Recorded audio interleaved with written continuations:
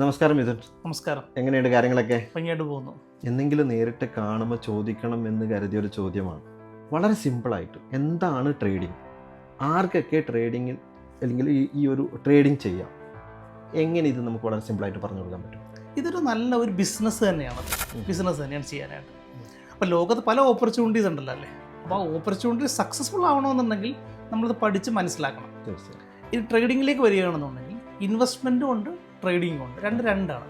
നമ്മളിപ്പോൾ ലോങ് ടേമിലേക്ക് ഒരു സ്ഥലം മേടിച്ചിട്ടു, നമ്മൾ മറന്നു കളഞ്ഞു, നമ്മൾ എൻജോയ് ചെയ്യുന്നു, സ്ഥലം മേടിച്ചു, ഇവിടെ താമസിക്കുന്നു, അത് ഇൻവെസ്റ്റ്മെൻ്റ് ആണല്ലേ? നമ്മുടെ ഷെയർ മേടിക്കുന്നു, അത് ലോങ് ടേമിലേക്ക് അത് ഗ്രോത്ത് കിട്ടുന്നു. പക്ഷെ താഴേക്ക് പോകുമ്പോൾ നമ്മളത് നോക്കാറില്ല വാസ്തവം.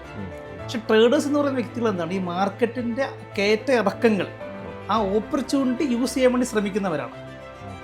അതിന് ഏറ്റവും ഡിഫറൻസ് വെച്ച് കഴിഞ്ഞാൽ കയറുമ്പോഴും കാശുണ്ടാക്കാം, ഇടിയുമ്പോഴും കാശുണ്ടാക്കാം. Buy and sell and buy. പക്ഷെ നിങ്ങൾ 90% ആൾക്കാരോട് ചോദിക്കുകയാണെങ്കിൽ ഫസ്റ്റ് പറയും ഞാൻ മേടിച്ചിട്ട് വിറ്റു.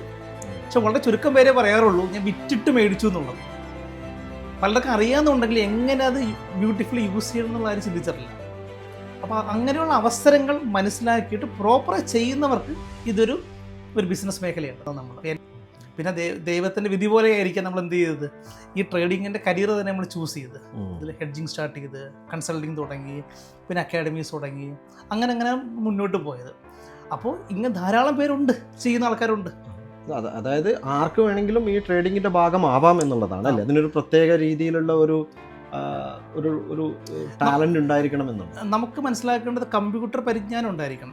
ബേസിക് കമ്പ്യൂട്ടർ പരിജ്ഞാനം വേണം. പിന്നെ രണ്ടാമത് വേണ്ടത് ഇതിനൊരു താല്പര്യം വേണം. കാശുണ്ടാക്കാനുള്ള താല്പര്യമല്ല വേണ്ടത്.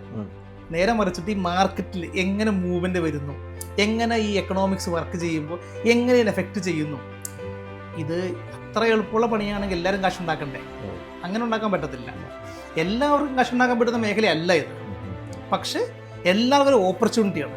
ഞാൻ എപ്പോഴും പറയും, എൻ്റെ ഏറ്റവും വലിയ മോട്ടിവേഷൻ എന്ന് വെച്ച് കഴിഞ്ഞാൽ, മാർക്കറ്റ് എന്ന് വെച്ച് കഴിഞ്ഞാൽ സോഷ്യലിസവുമാണ് ക്യാപിറ്റലിസവുമാണ്. സോഷ്യലിസ്റ്റിക് പ്ലാറ്റ്ഫോമാണ് ക്യാപിറ്റലിസവുമാണ്.